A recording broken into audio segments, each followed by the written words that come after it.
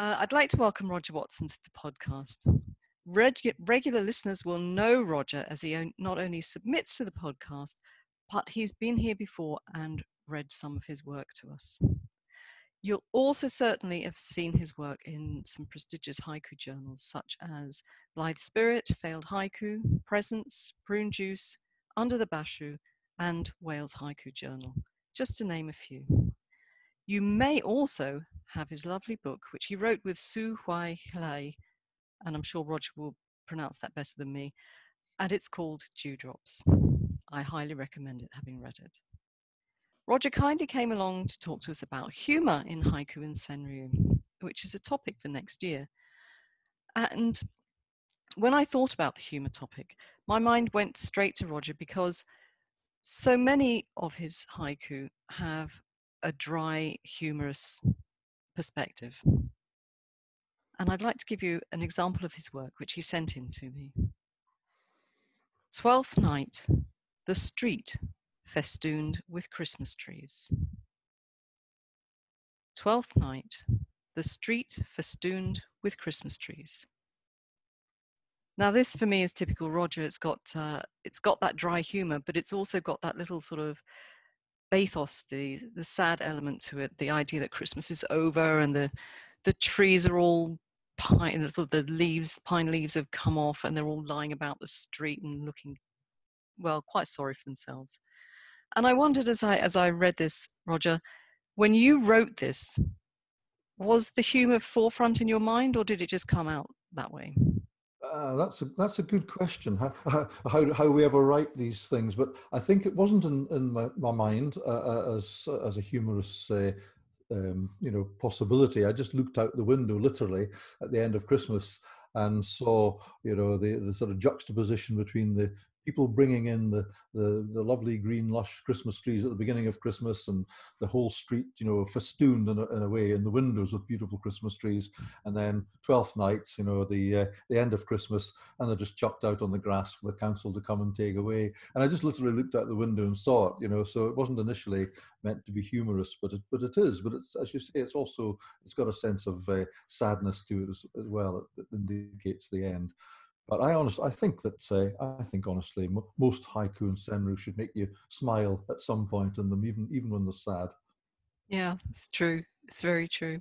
Anyway, I'm going to shut up now and let you do your presentation. I know you've got some slides to share with us. So over to you, Roger, for a little bit of haiku and humour. Thank you, Patricia. Right. Yeah, thank you very much. Thank you very much, particularly to talk about humour and haiku.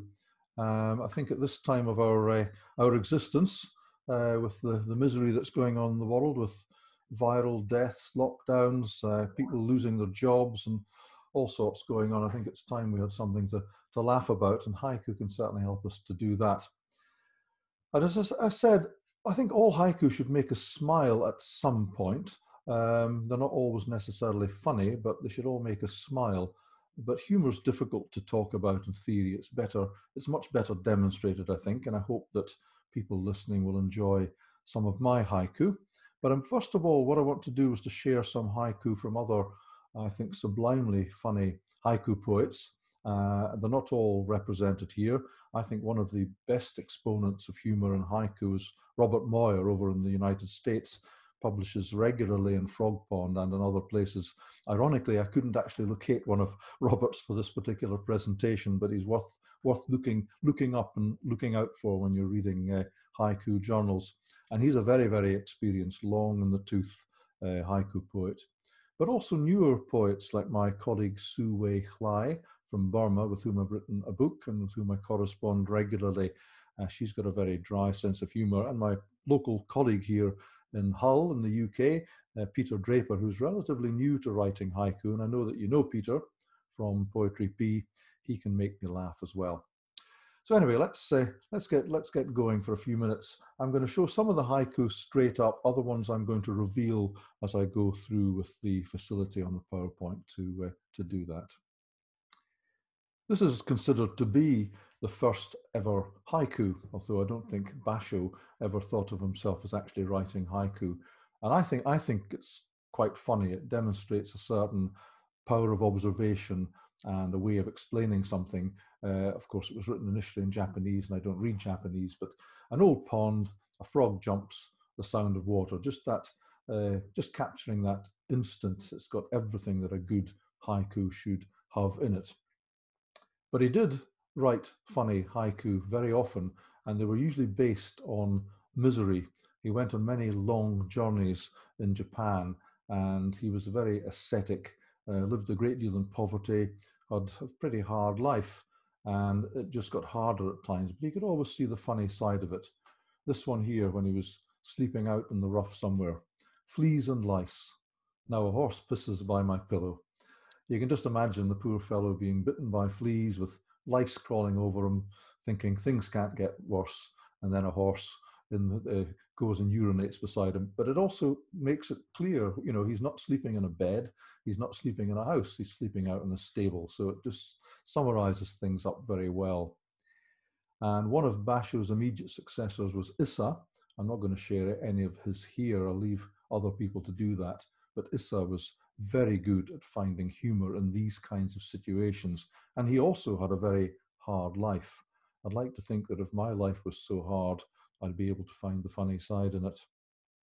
So on to some examples of haiku, which I have in my time found exceedingly funny.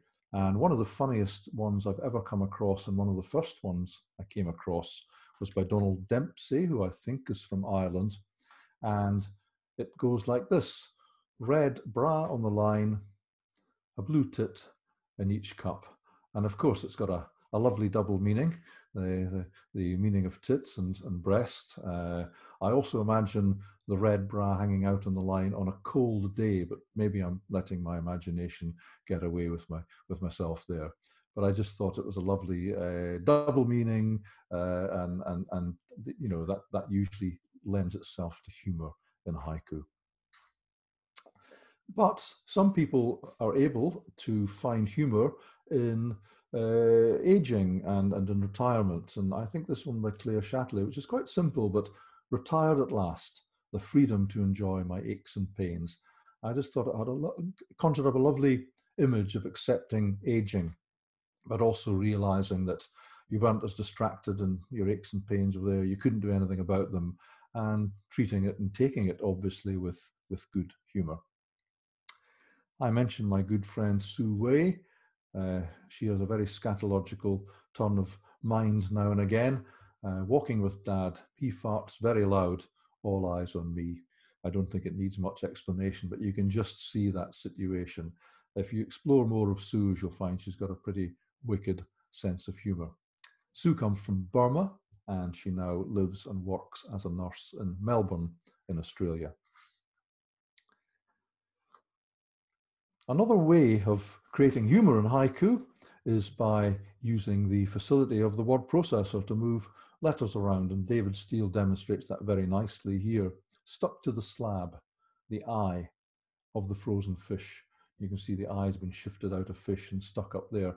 And if you look in a fishmonger's window, that's exactly what you see. You see eyes of fish that have dropped out, stuck on the slab somewhere. It's a pretty horrible image.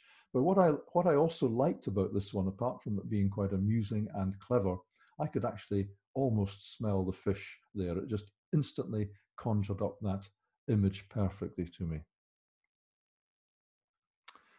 One of the more recent haiku masters, Raymond Reislip, whose poems have all been collected recently in the collected haiku of Raymond Reislip, well worth getting.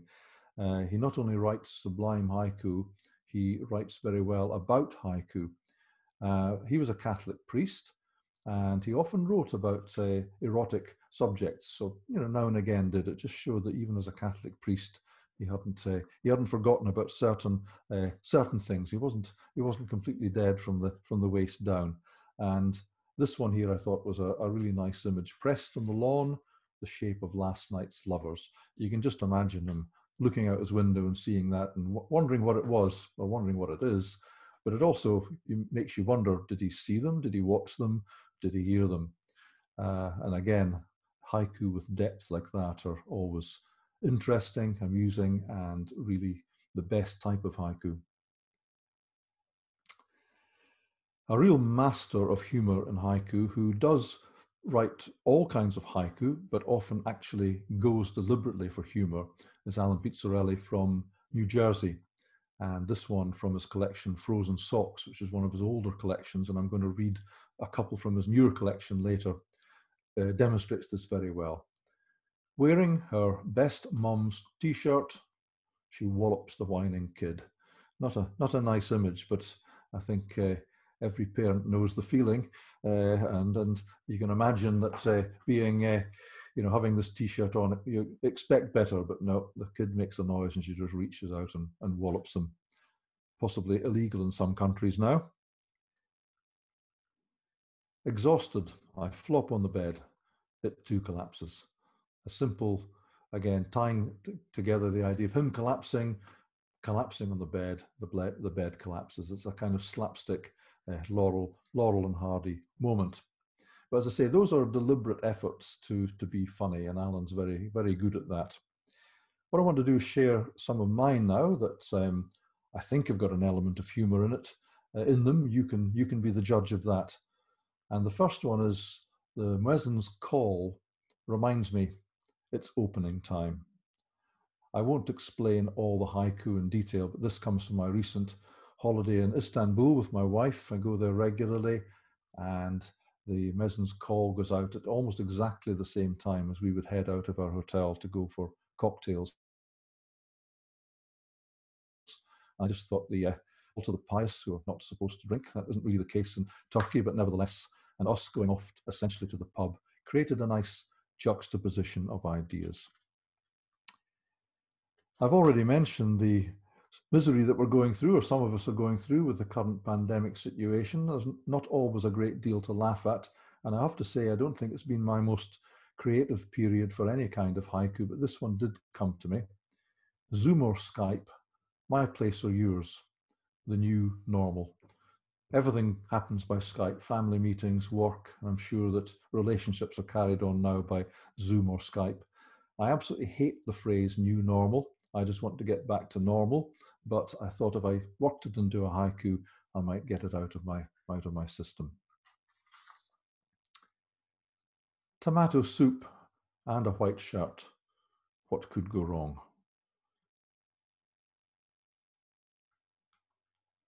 At the junction, only my mood changes. Broken lights. Balaclava seller, sticking to his principles.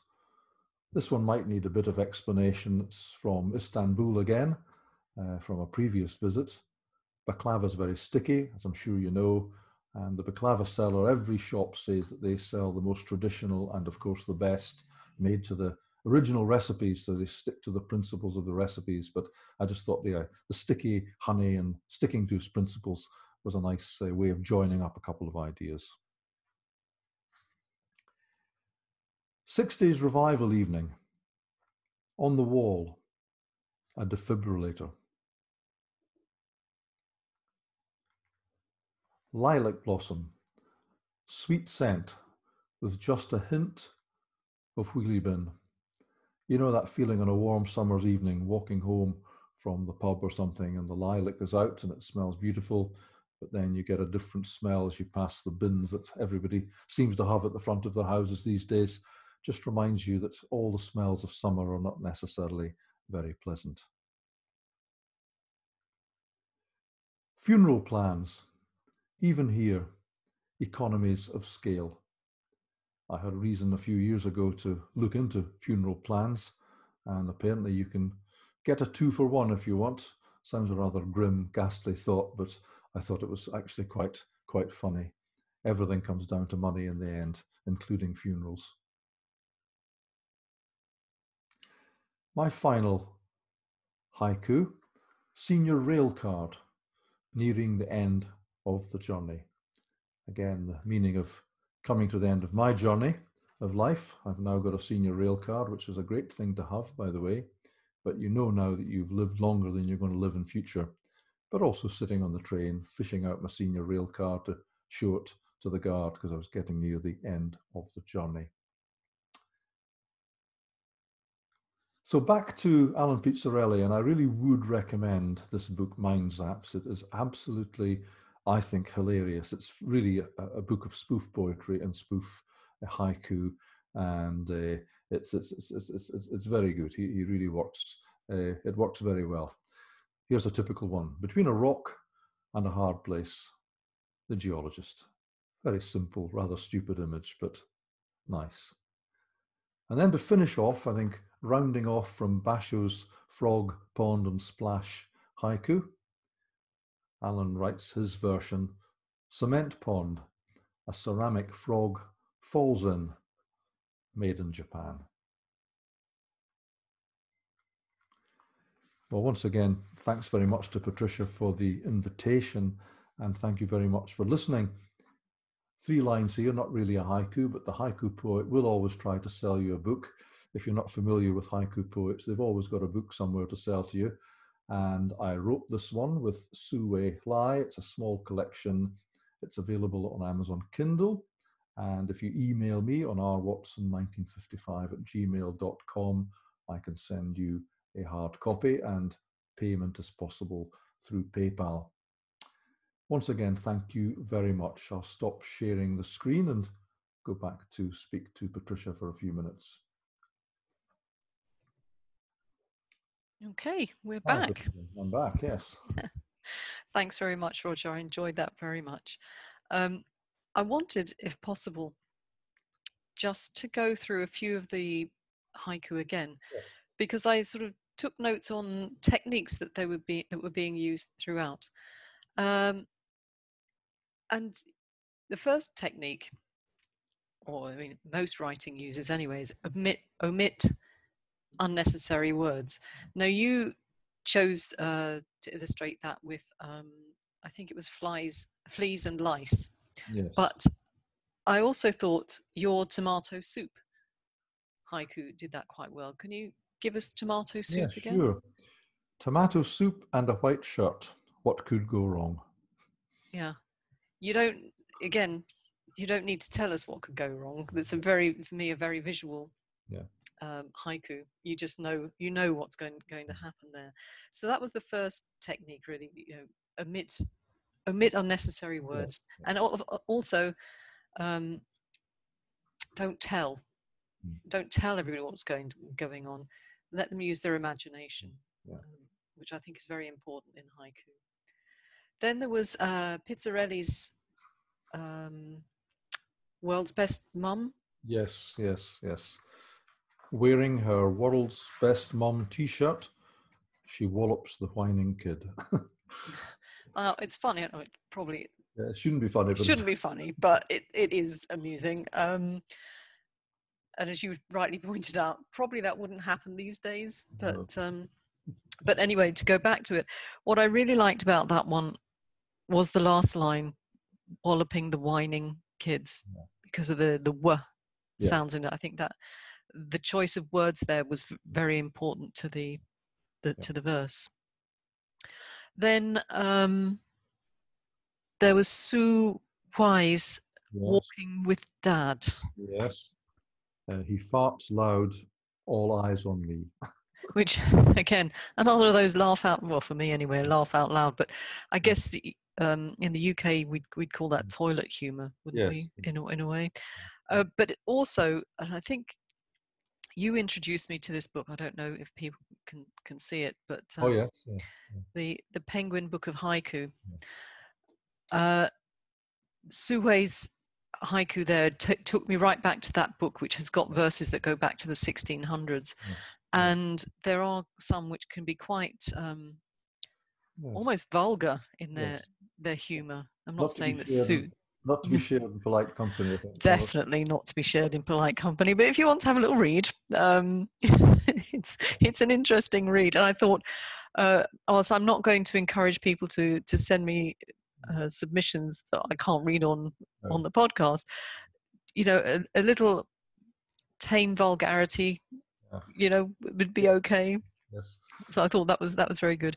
And next one was, again, I think one of yours, lilac blossoms. Yeah, lilac blossom, sweet scent with just a hint of wheelie bin. I don't know. I'm sure wheelie bin translates wherever you Mm. are, but it's one of those huge bins that's on Yes. rubbish bins that's Yeah. on a wheel that you usually have outside your house somewhere. Mm. Um, and on a summer, well, not necessarily on a Mm. summer evening, but especially on a summer evening, they can have a bit of a ripe smell, can't They they? certainly can, yes. Yeah. And some people Um, are not so good at keeping them clean as others. oh, well, we don't have them here, No. so I don't have to do that. But Mm. I'm very familiar with them from my visits to the Mm. UK. But what I liked about that one in particular was, to me anyway, you used the technique of synesthesia in that. So you had Yes. not only the visual, but you had the smell Yes. of the wheelie bin. Yeah. And I thought, that was Yes. that's a good technique to Yes. use, Yeah. whatever you're doing. So Yes. that was great. And then last, I think, but not least, um, your senior rail card. Could we have that one again? Yes. Senior rail card, nearing the end of the journey. Now, again, that goes back to what we were discussing right at the beginning when I read your 12th night haiku, that you can combine humor with a little bit of sadness and poignancy there. Yeah. And it brings just an extra element to the verse as well, don't you think? Yes. Yeah. Oh, definitely. Yes. I think as I think all haiku should at least make you smile at some level, even the very sad ones. I mean, there are death haiku, and there are some. We've lost a few very famous haiku poets recently. You know, people I grew up with over the last few years of writing haiku, but they all left very moving sort of little epitaphs to themselves. But they make you smile too. So you can work it in there. I don't think there's any reason for writing haiku that make people miserable. Oh no, especially not at the moment. Yes, So I thank you. That was a thank you. cracking presentation, which I loved, and thankfully my microphone was turned off, so you didn't hear the laughter at this end. So thank you very much, Roger, for coming along and giving us an inspirational presentation on humour, and just to say danke vielmals und schönen Abend und auf Wiedersehen from Switzerland. Thank you.